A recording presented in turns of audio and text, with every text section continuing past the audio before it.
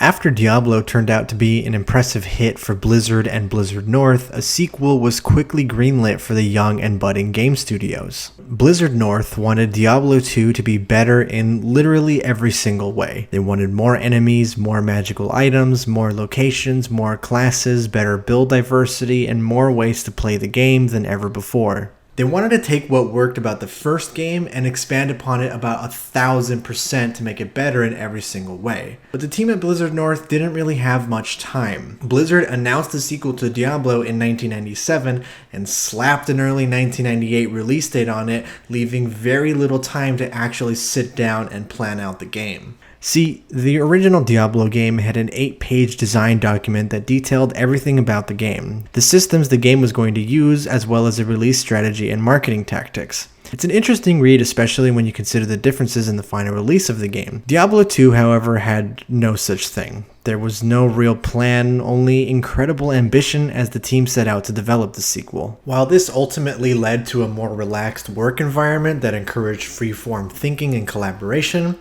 it also had a lot of unforeseen negative consequences. Diablo 2 elevated the original game's dark and gothic art style in a major way.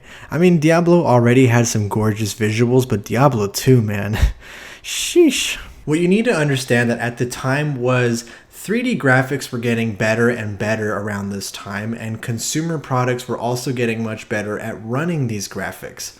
So Blizzard had kind of two choices that they could have made. Blizzard could have gone down the route of making Diablo 2 a fully 3D game, but honestly there was a pretty big setback to this kind of visual style. Graphics like these didn't really allow for a whole lot of detail. Most floor textures were just like one really stretched out polygon, and everything had a basic look to it, which at the time was revolutionary and no one thought it was going to get better, but Blizzard stuck to what they did best and the result still looks incredible to this day. A big reason why this is the case is because the character models in the game are basically pre-rendered sprite-based animations that are playing out similar to how it was done back in the NES days, with sprite sheets for any given situation. It's why the original Diablo 2 can't be played on higher resolutions or frame rates without modding it, because all of the game's interactions are tied to the frame rate. So you have this handcrafted frame-by-frame animation that's been rotated to account for the game's isometric style. Because of this artistic decision, Diablo 2 has aged tremendously better than most polygon-based games at the time, and it still looks fantastic till this day. The original Diablo allowed players an endless amount of possibilities when making a character, since the only limit that was placed upon you was the stat level of your characters and your own imagination. This was seen as both a huge positive of Diablo as well as a potential negative.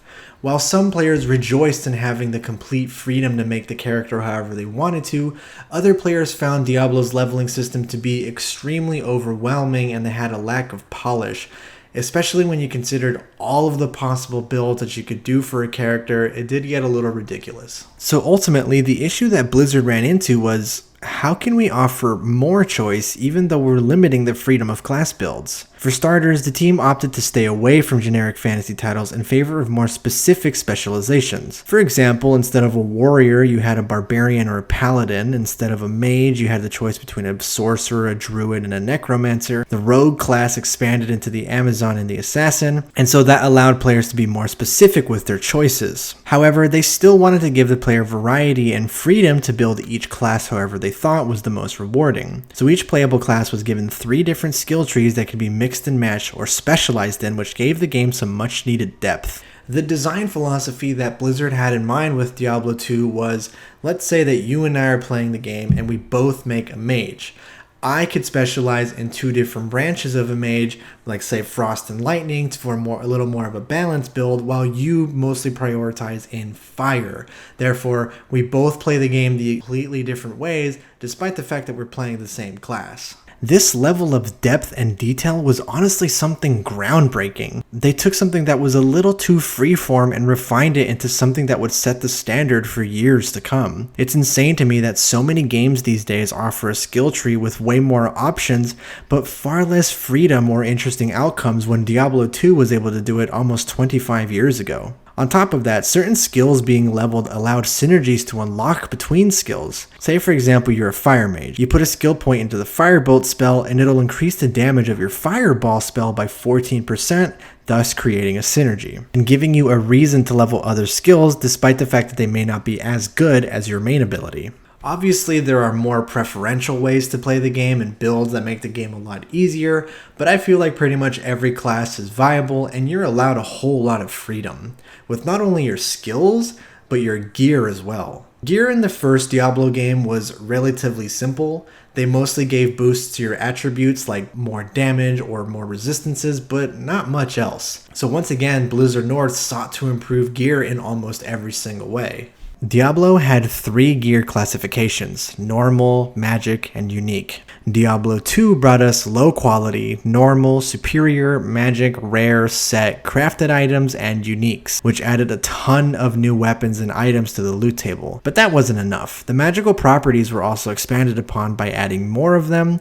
You had gear that could give a +1 to all of your class's skills, which would benefit the previously mentioned synergies, or it added elemental damage to your weapons and spells, or you can improve your magic find to increase your chances of getting better gear, and there's so much more. Additionally, there's items with sockets in them for you to plug gems into that further improve your weapons and armor, but there's not just gems. There's these items called runes and skulls that provide unique buffs to your items. The Lord of Destruction expansion to Diablo 2 also added rune word gear, which is extremely powerful and can only be made by adding the correct pairing of runes to the white socketed gear. Suffice to say, there is a crap ton of gear in Diablo 2. And there's also a whole lot of ways to customize this gear to fit any kind of playstyle or player build. It also gives you a great incentive to look around and inspect white gear to see if this item has what you need to make rune word gear, because that's the only way that you can make it.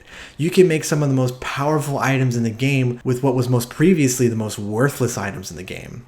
On top of that, the overall gameplay pace has been sped up from the previous game. There's a sprint and stamina mechanic, and the animations in combat have been sped up to create a more satisfying experience. The main criticism I had about the first Diablo game is that it feels a little too slow. It definitely set the standards of action RPGs back then, but going back at it is a little difficult because of this. Diablo's story and setting was very quaint, and it set the standard for the future of action RPGs. The story was pretty much, there's a big evil demon guy at the bottom of this church that leads to hell, so please go kill him. So your goal was to explore all 16 levels while gearing up to kill Diablo, and that was pretty much it.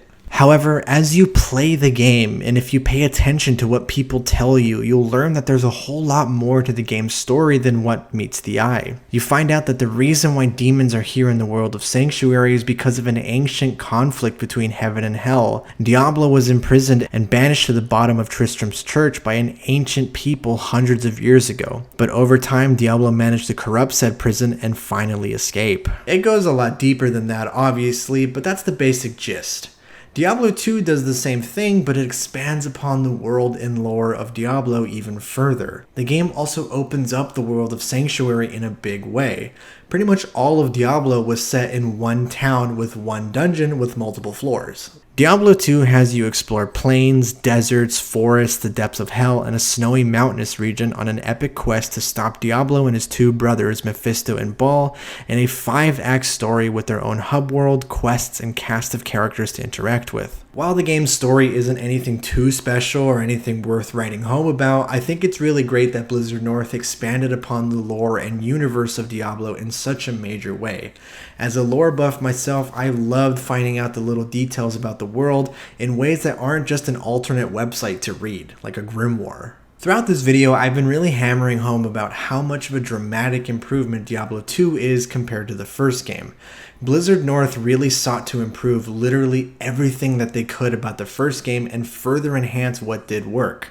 And for the most part, I'd say that they absolutely nailed it. Diablo 2 went down in history as one of the best sequels ever made, and its expansion, Lord of Destruction, elevated it to that point where Diablo 2 is widely considered to be one of the greatest games ever made. And honestly, I'm inclined to agree with them. This is a game I picked up about 2 years ago, and it's something I consistently go back to on a daily basis because I just find the game endlessly entertaining. After 21 years, the game still has a small but extremely dedicated fan base that still plays the game daily since its launch in 2000. It's actually actually really endearing to see how active the game's forums and subreddits still are, with people who just started the game and those who have been there since launch. Diablo 2 has left a really long and impactful legacy on the gaming world, and Blizzard North went down in history as one of the industry's finest long after their doors closed in August of 2005.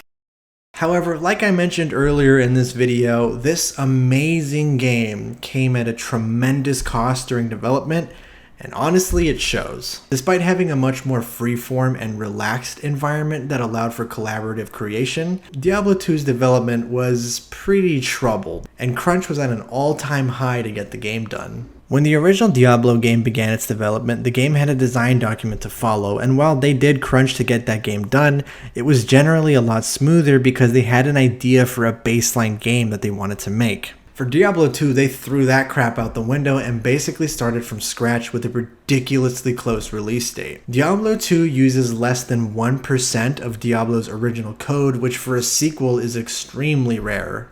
Because of this, Blizzard North basically had to work 12-hour days, 7 days a week for months to get this game done. Employees were eating, sleeping, showering at work, and while the crew were encouraged to take time off during this time, a lot of them just didn't because they were dedicated to getting the game done. Or because they felt pressure by management, but I'm not going to say one way or the other. David Brevik was famous at the office for walking in and constantly saying, "So I had this idea in the shower," which meant a new idea that would further inflate the game's development time and budget due to a lack of planning. Blizzard eventually delayed Diablo 2's release date because the game just wasn't anywhere close to being done despite all the crunch time, and thankfully the crunch did alleviate a little bit, but it was still a grueling and long process that unfortunately left a lot on the chopping block. For example, the game was going to expand on Diablo's multiplayer further by changing what Battle.net was in the first place. Instead of navigating menus to join lobbies, you would instead join a mega server world hub filled with people that you could make guilds with or trade or gather up a party and chat and venture forth to demon slaying. The guild halls will have all these activities for you to do, and it encouraged a social collaboration like chests to share loot, vaults to buy guild upgrades which everyone would chip in to buy, and so on and so forth. It's honestly an incredibly ambitious idea, and I feel kind of sad that it was never implemented. The thing is though, it was almost done. Well, sort of. The guild parts of the game were pretty much finished. You can actually find some images of the guild stuff in Diablo 2's files, but the problem wasn't its implementation. Blizzard North just didn't have enough time to implement these ambitious ideas in the really short time frame they were given, despite all the crunching they had to do to get the game finished. Almost as if crunch time is a cancer that doesn't actually accomplish anything, and it's mostly just a punishment to employees because of poor planning. Diablo 2 has achieved a long-lasting legacy that most games dream of. It's one of constant praise and affection and a consistently loyal player base that started playing this game over 20 years ago. It's a sequel that elevates and goes beyond its predecessor in literally every single way. The game did come at a tremendous cost though, and while most people over at Blizzard North these days love and cherish what they have created, and more so remember the good times than the bad, we must never forget the words of the great Jim Sterling when it comes to the absolute cancer that plagues the game industry. Well, besides Bobby Kotick. Crunch time is not a triumph of the workforce, but a failure of the management.